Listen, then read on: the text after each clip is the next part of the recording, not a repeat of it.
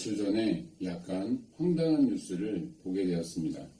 어떤 한 가정집에서 대나무 회초리로 어머니가 아들을 2대 때렸는데 이웃집에서 아동학대로 신고해서 하마터면 그 어머니가 감옥에 갇힐 뻔했다라는 뉴스였습니다. 상황은 이렇습니다.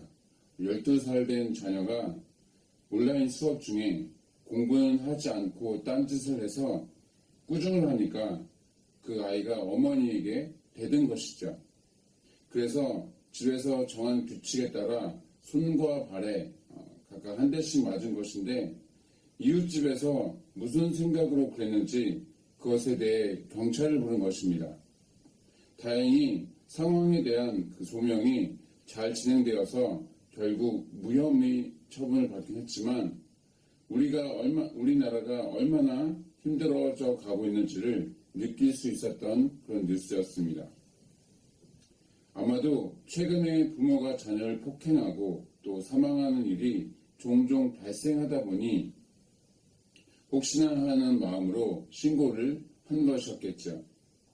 이제는 학교에서뿐만 아니라 가정에서도 자녀를 훈계하기 위한 소위 사랑의 매라고 하는 이 회초리질을 할 수 없게 되어가고 있는 것 같습니다. 그런데 정상적인 부모라고 한다면 자녀가 어떠하든 간에 끝까지 자녀의 편을 들어주고 또 변함없는 애정을 쏟게 될 것입니다. 사람이 이러할진데 하나님은 어떠하시겠습니까? 크고 놀라우신 하나님의 사랑을 날마다 경험하시게 되시기를 주님의 이름으로 축원합니다. 어제 설교에서도 말씀드렸던 것처럼 이사야 후반부를 이사야 선지자가 기록했다면 그 시점은 분명히 므낫세 왕 때입니다. 남유다 역사상 영적으로 가장 바닥이었던 시기였지요. 혹여 몇몇 학자들의 주장대로 포로 생활하다가 귀환한 무리들 가운데 한 사람이 이사야 40장 이후를 집필했다고 하더라도 그 당시 이스라엘 백성들의 영적 상태 역시 그다지 좋은 것은 아니었습니다. 한마디로 기록 시점에 상관없이 누군가의 사랑을 받기에는 부족한 부분이 많았다라는 것입니다. 그럼에도 불구하고 오늘 본문은 무엇이라고 말씀하고 있습니까? 너는 내 종이다. 내가 너를 잊지 않았다. 너를 구속했고 너를 통해 내 영광을 드러낼 것이다. 라고 말씀하는 것이죠. 주님의 이 음성을 듣게 되시기를 주님의 이름으로 축원합니다. 가끔씩 성도님들과 이야기를 하다 보면 자신의 연약함이나 죄성 또는 부족한 그런 부분들을 너무 깊이 묵상하시는 분들이 계시는 것을 보게 됩니다. 그런 분들은 대부분 자신이 구원받았는지 그 여부에 대해서 항상 의심하는 것이죠. 또한 하나님의 은혜와 축복은커녕 징계와 질책만 받는 삶이라면서 본인의 고통스러운 삶에 대해서 한탄하는 것을 볼 수가 있습니다. 심지어 신학생들이나 목회자 또는 선교사 그리고 사모님들 중에도 그와 같은 마음을 가지고 계신 분들을 간혹 발견하게 됩니다. 정말 힘들고 어려운 삶을 살아오셨나 보구나 또는 하나님 앞에 거룩함을 유지하시기 위해서 몸부림치시나 보구나 라는 생각을 하게 되면서도 그 부정적인 모습에 대해서 약간은 안타까운 마음을 갖게 되기도 하는 것이죠. 하지만 이 말씀이 쓰여진 시대적 상황과 연결해서 보면 하나님의 이 사랑 고백은 이스라엘 백성들이 가장 최악의 상태일 때에 이루어진 것입니다. 북이스라엘은 이미 망했고 남유다는 한참 우상숭배를 열심히 하던 때였습니다. 그러니까 로마서 3장 23절 이하의 말씀처럼 모든 사람이 죄를 범해서 죄 가운데 있어서 하나님의 영광에 이르지 못할 때에 오직 하나님의 은혜로 값없이 의롭다 하심을 받게 된 것입니다. 이 분명하게도 확실한 하나님의 사랑을 느끼고 또 깨닫고 믿으시기를 바랍니다. 오늘 본문 중에서 가장 의문스러운 부분이 있습니다. 바벨론 제국의 뒤를 이어서 새로운 제국을 세웠던 바사의 고레스 왕의 그 이름이 등장하고 있는 것이죠. 이사야는 우시야 왕 통치 말년부터 므낫세 왕 통치 중인 주전 680년경까지 하나님의 말씀을 전했던 선지자였습니다.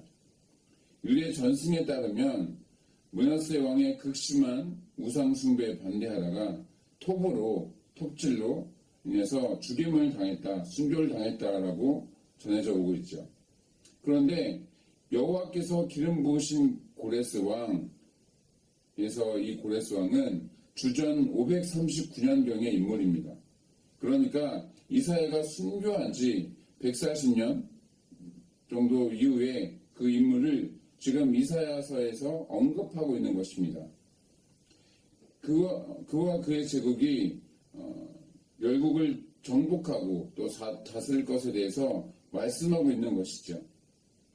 이사야 선지자는 어떻게 140년 이후의 인물을 정확하게 기록할 수 있었는가?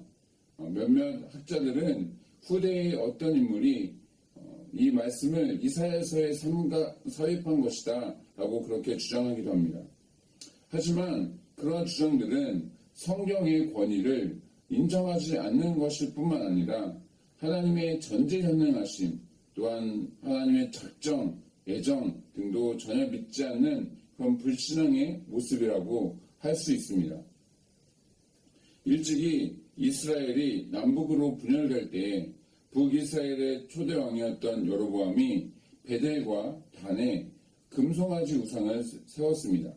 그러자 하나님께서는 그에게 사람을 보내셔서 장차 다윗 집에 요시야라는 인물이 일어나서 그 단을 회파하고 제사장들의 뼈를 불사를 것이다 라는 그런 말씀을 구체적으로 매우 명확하게 예언하셨습니다. 또한 예수님의 동정녀 탄생이나 약속된 메시아가 어디에서 태어나시고 또 어떠한 모습으로 살아가시는지에 대한 그런 예언들도 이미 수백 년 전에 선포되었다는 것을 우리는 잘 알고 있습니다. 따라서 오늘 본문에서 언급되고 있는 이 고레스 왕에 대한 부분도 후대의 어떤 인물이 삽입한 것이 아니라 이사야 선지자를 통해서 예언되었음을 믿는 것에 있어서 우리는 전혀 거부감이 없는 것이죠.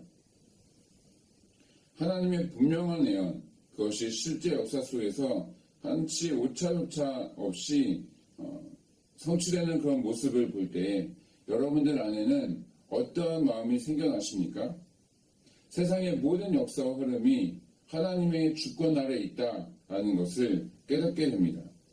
아무리 세상 권세를 사단이 주름 잡았다라고는 하지만 그 위에는 여호와께서 계신 것이죠.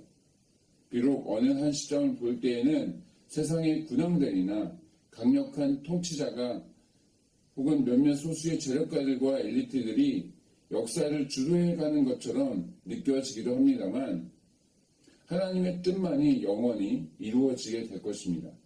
왜냐하면 해가 뜨는 곳에서 해가 지는 곳까지 하늘 꼭대기부터 땅과 바다의 깊은 곳까지 여호와만이 유일한 하나님이시기 때문입니다.